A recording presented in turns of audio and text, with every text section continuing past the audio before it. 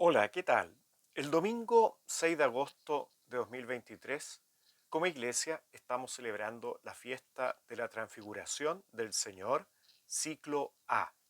El Evangelio de este domingo está tomado del evangelista San Mateo, capítulo 17, versículos 1 al 9.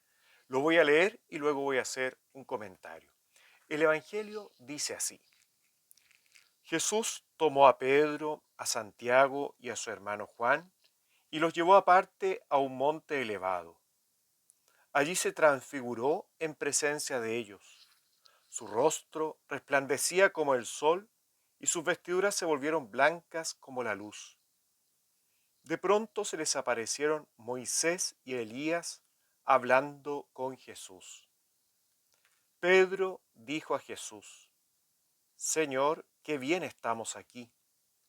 Si quieres, levantaré aquí mismo tres carpas, una para ti, otra para Moisés y otra para Elías. Todavía estaba hablando cuando una nube luminosa los cubrió con su sombra y se oyó una voz que decía desde la nube, Este es mi Hijo muy querido, en quien tengo puesta mi predilección. Escúchenlo. Al oír esto, los discípulos cayeron con el rostro en tierra, llenos de temor.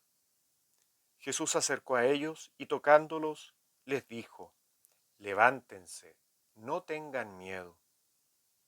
Cuando alzaron los ojos, no vieron a nadie más que a Jesús solo.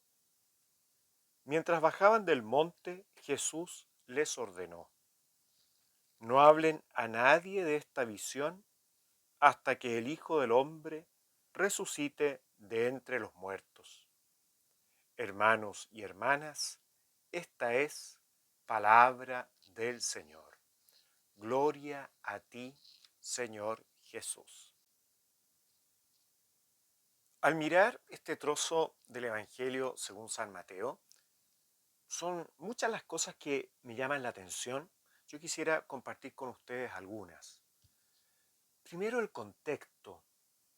Nos hace bien ir un poquitito hacia atrás. Estamos en el capítulo 17, vamos al capítulo 16, en donde Jesús les ha anunciado a los discípulos por primera vez que va a morir, también les dice que va a resucitar.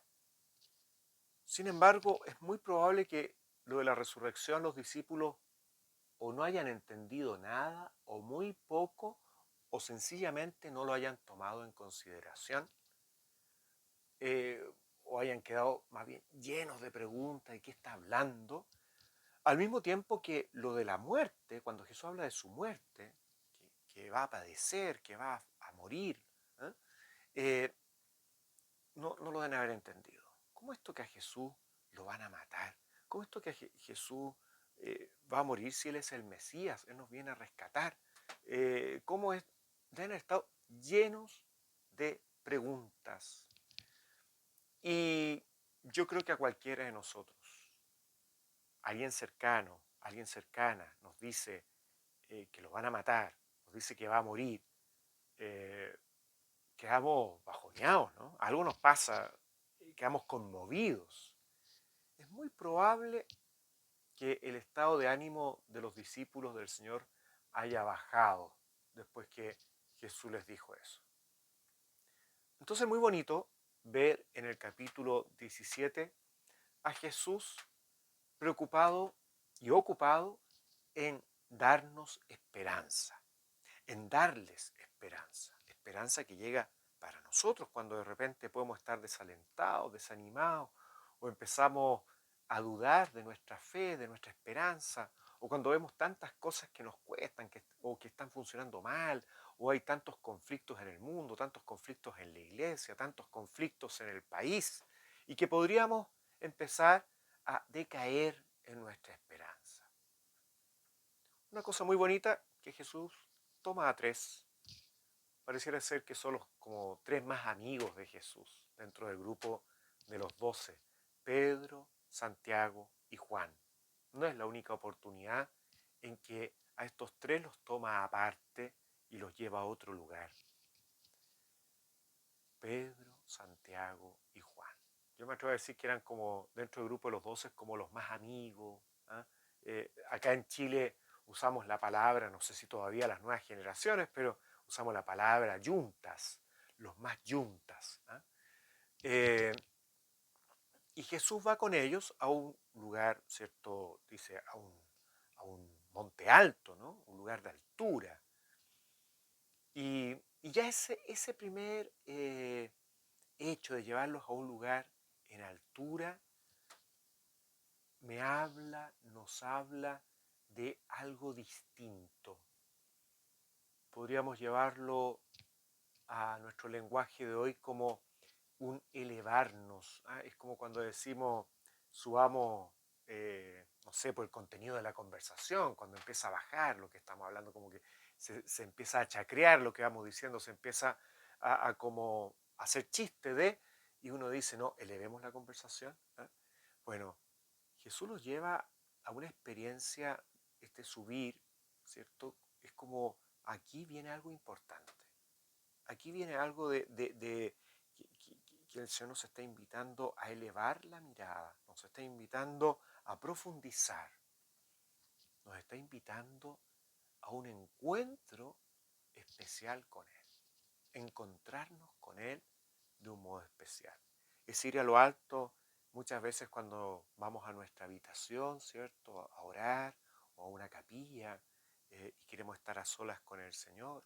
O vamos como entrando en lo más profundo de nosotros y encontrándonos en nuestro corazón con el Señor más allá de la bulla ambiental y empezamos como a elevar nuestra mirada al Señor y vamos profundizando y creciendo en la profundidad de cómo ir mirando la realidad, cómo ir mirando lo que va ocurriendo en el país, cómo ir mirando lo que va ocurriendo en el mundo, cómo ir mirando lo que va ocurriendo en nuestro propio corazón a partir de acoger que el Señor nos vaya ayudando a través de su palabra, a través de seguir profundizando, nos vaya ayudando a tener una mirada más desde Él, de la realidad. Entonces requieren ánimo los discípulos y lleva a estos tres, que tal vez son los más cercanos, seguramente para que estos tres también después vayan teniendo elementos para animar a sus hermanos. Eh, no inmediatamente, ¿eh? El Señor les dice que no se lo digan a nadie hasta que después que Él haya resucitado. Esta experiencia que viene más adelante en este mismo relato, ¿no? Sin embargo, ese ánimo de ellos que tenían un lugar, podríamos decir, especial dentro del grupo de los 12, eh, sin lugar a dudas, algo tienen que haber contagiado al menos a la mayoría, ¿ah? Del grupo. Algo. Porque después, cuando seguimos, vemos que el grupo de los apóstoles no era fácil, ¿no? Hay hasta un traidor tremendo como Judas Iscariote. Veamos ahora como podríamos decir, el centro del texto. Aparece, ¿cierto?, esta realidad de que Jesús se transfigura. Es una experiencia en que las palabras quedan cortas para expresar lo que fue. La palabra transfiguración yo creo que nos queda chiquitita, el modo que tenemos de expresarlo. Y la transfiguración del Señor es, podríamos decir, es un adelanto visible para los discípulos de la gloria del Señor. Es como si Jesús se presentara delante de ellos no solo desde su ser humano, sino que también desde su divinidad, y se presentara delante de ellos un poquito como un vistazo, como un adelanto de lo que va a hacer Él en su gloria. No, en la plenitud de su gloria no se muestra totalmente pleno, porque si no, lo más probable es que los hubiera matado del susto o los hubiera matado ante la belleza, tanta belleza que inaguantable. Jesús, por lo tanto, los está animando, hace un adelanto de lo que viene. Es decir, el Hijo del Hombre va a padecer, lo van a matar, sin embargo, va a resucitar y los va a hacer partícipes a ustedes de su resurrección, los va a hacer partícipes a ustedes de gozar de su gloria, porque los va a salvar. ¿Ah? Jesús que nos salva, que ha venido a salvar al mundo. Entonces, es un adelanto muy bonito. Y podemos percibir este adelanto no solamente por el esplendor de Jesús, sino que también con quienes aparece conversando. Dos personajes muy importantes del Antiguo Testamento, Moisés, que representa la ley de Dios, y Elías, que representa a los profetas del Antiguo Testamento. Cómo Jesús viene a dar cumplimiento a la ley, cómo Jesús viene a dar el verdadero sentido de la ley, cómo esa ley es la ley de Dios, por lo tanto, la ley de Jesús, sin embargo, una ley que muchas veces ha sido mal utilizada por los hombres, mal entendida, rigidizada, y Jesús en el fondo es el que viene a dar verdadero cumplimiento y nos enseña cuál es el verdadero cumplimiento de la ley. Y Elías, que representa a todos los profetas del Antiguo Testamento y cómo en Jesús se cumple lo dicho por los profetas acerca del Mesías. Cómo lo anunciado por los profetas, ¿cierto? El centro del anuncio profético, ¿cierto? Lo más importante, se cumple en Jesús. Dios hecho hombre. Dios que ha venido a salvarnos. Hecho hombre en todo igual a nosotros, menos en el pecado. Miren qué fuerte esa pura escena, no es solamente, uy, estoy conversando con, oh, qué impresión. No, miren lo que el evangelista nos está expresando y lo fuerte de esa experiencia. Una experiencia de Dios que, por lo que dice Pedro, claramente es una experiencia mística, una experiencia exquisita en que uno se quiere quedar ahí. Es posible que muchas veces muchos y muchas de ustedes lo hayan experimentado, a mí me ha tocado experimentarlo, no creo algo tan grande como lo experimentó Pedro en la transfiguración, pero sí el experimentar, hacer la experiencia de Dios a través de la oración, a través de repente de algún encuentro, especialmente un encuentro con alguien pobre que a uno lo dejó como marcando ocupado, porque fue realmente una experiencia de Cristo presente en ese hermano, en esa hermana. Y distintas experiencias que les llamamos, ¿cierto?, hacer la experiencia de Dios y que uno quisiera quedarse en esa experiencia. Es tan rico estar en esa experiencia. Hacer la experiencia de Dios es de las cosas más gozosas. Cuando uno hace la experiencia de Dios, dan ganas de quedarse ahí porque es una sensación como de no paso del tiempo. Es como una analogía de eternidad. No se siente el paso del tiempo, es tanta la belleza, es tanta la maravilla, que el tiempo no pasa, como si se detuviera. Y aparece esta voz, ¿cierto? Una nube, la nube, fíjense que expresa el misterio de Dios. Es una nube luminosa, ¿ah? El misterio y un Dios que ilumina ese misterio, ¿no? Es muy bonito la voz que se escucha, ¿cierto? Dice, este es mi hijo muy querido, en quien tengo puesta mi predilección, escúchenlo. Qué fuerte esta experiencia. Es el Padre que se hace presente en esta experiencia y nos dice algo muy fuerte, escúchenlo. Acá el escuchar no se refiere solamente a oír como un sonido, una voz, sino que efectivamente es deseo. Dios nos llama a todos y todas a escuchar a Jesús. A escuchar a Jesús. Y para todas las cosas, escuchar a Jesús. Es decir, para verdaderamente en todo y en todas las cosas buscar hacer su voluntad, la voluntad de Dios. Escuchar la voz del Señor no es solamente esto, sino que también es profundizarla, es también llevarla a la vida, vivirla. ¿Mm? Que no nos entre por aquí y nos salga por acá, sino que vivir lo que el Señor nos dice. Uno puede decir, sí, no es tan difícil. A ver, ama a tus enemigos. Eso nos dice que amemos a los enemigos. ¿Mm? Difícil, imposible para nosotros y nosotras solos y solas. Es con la ayuda de Él. Todo lo que Él nos pide nos da la gracia para poderlo vivir. Nos da la ayuda para poderlo vivir. Lo que Él nos pide solos y solas no podemos.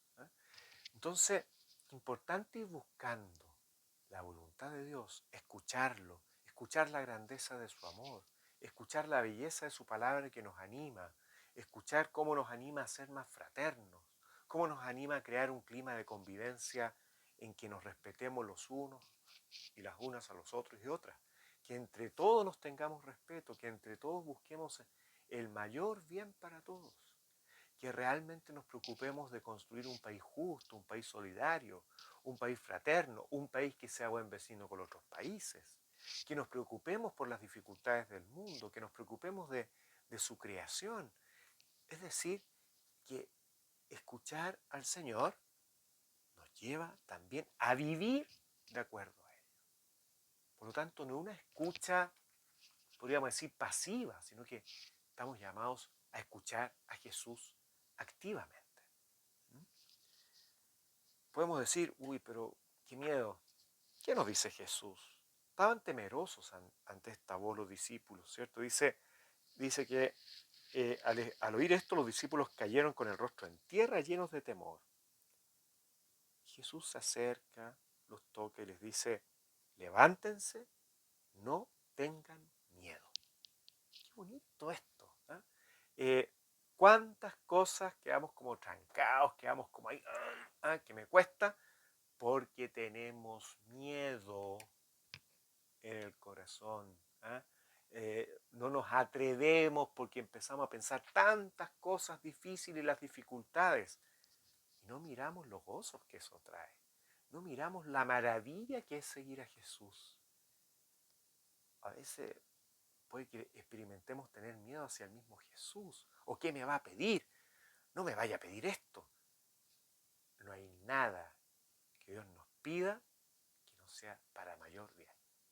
No hay nada que Dios quiera para nuestra vida que no sea para mayor bien. Por lo tanto, frente a Jesús, y cuando lo vamos escuchando nos damos cuenta claramente que Jesús es muy, muy digno de confianza. Es digno de confianza total. Y por lo tanto no tenemos por qué tener miedo. Tenemos que tener fe, confianza, creerle y levantarnos y seguir adelante en medio también de las dificultades, de los dolores de la vida. Jesús está con nosotros y por lo tanto nos invita a no tener miedo, a escucharlo, vivir conforme a su palabra y no tener miedo. Todo lo contrario. Que el Señor nos ayude en el camino de la vida, a que nos vaya ayudando a que vaya saliendo Él de nuestro corazón, que se vaya manifestando a través de nosotros, que podamos vivir como transfigurados y transfiguradas ya en esta vida.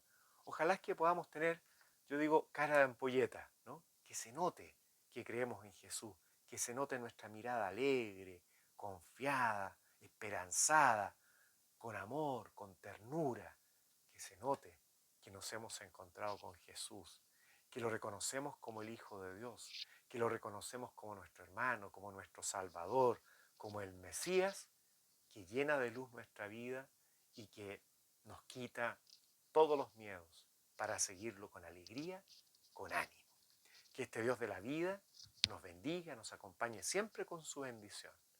Este Dios que es Padre, Hijo y Espíritu Santo. Amén. Chao, chao.